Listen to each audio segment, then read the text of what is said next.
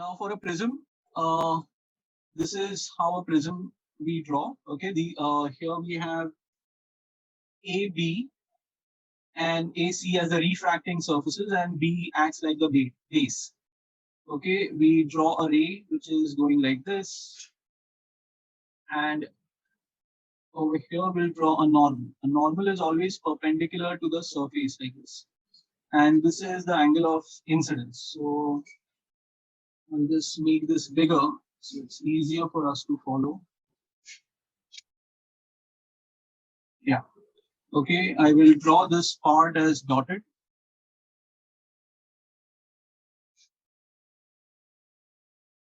And now what we will do is we'll draw a ray which is bending towards the normal. Okay. We also draw a normal on the other end. Again, that is perpendicular to the surface. And this ray is coming out like this. Okay. When we take this ray back, again, I will try and this should be dotted like this. What are the angles involved? The angle made by the refracted ray with the normal. So this is R1, we call this as R2. And this is the angle of emergence, we can call it as I2. Now this was the original direction of the ray, and this is where the ray ends up going. Okay, we say that the ray is bending towards the base of the prism. Fine. For a prism, if you see a ray enters the prism over here and comes out from there, that's why it is called as an emergent ray. I1 plus I2 is equal to A plus delta, and R1 plus R2 equal to A. So this is the relation between the angles. Now in a prism, what happens is if you take values for angle of incidence and find the corresponding angle of deviation. So say for example, there is an experiment that we perform in the lab. So we have values of angle of incidence and correspondingly we get angle of deviation.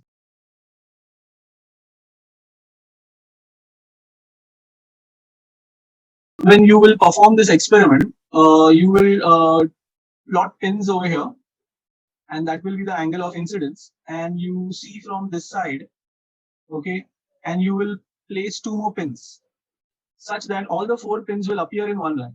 Okay, I hope you can understand that. If the pins are over here, number 1 and number 2, and this will be number 3 and number 4, because the ray appears to be coming from here. Do you follow this? Okay. And once you remove the pins, then what you do, you with a scale draw these lines, and then you can measure the angle over here. You start with a smaller angle of incidence and go to the higher angle of incidence. But if you see over here, the angle of deviation, okay, it decreases. It reaches 36, and then it increases again. So this behavior is represented in the following graph. So here this is deviation, and here this is incidence.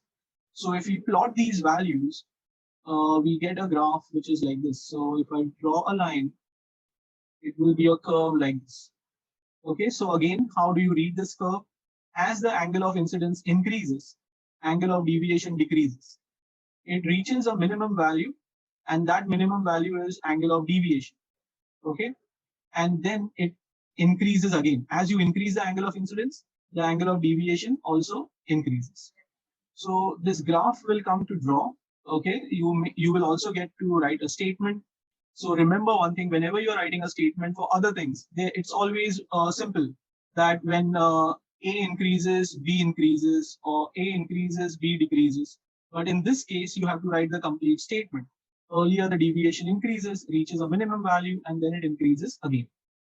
Okay, so that statement need to be written. Now, another important point.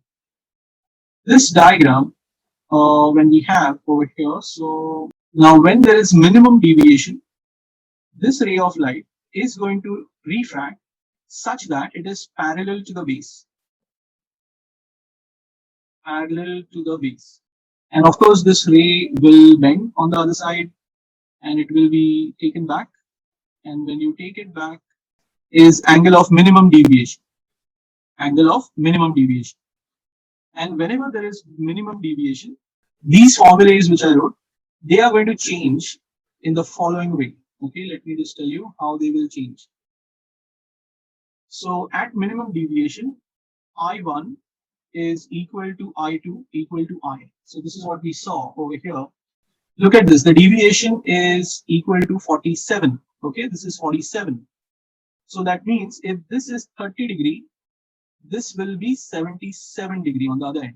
So angle of incidence 30 and angle of incidence 77, both will give the same angle of deviation. See, this is 47. So this is 30 and this is 77. Now this is 36. So when this is 36, this is 48. So they are equal. I1 and I2 are equal. Then we have R1 equal to R2 equal to R.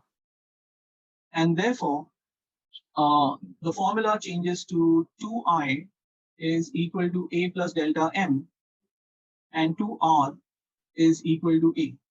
This deviation, we saw it depends on angle of incidence. It also depends upon the angle of prism. More the angle of prism, more is the deviation. It depends upon the refractive index of the material. And again, for the wavelength, there is an inverse relation. So shorter waves will have a bigger deviation.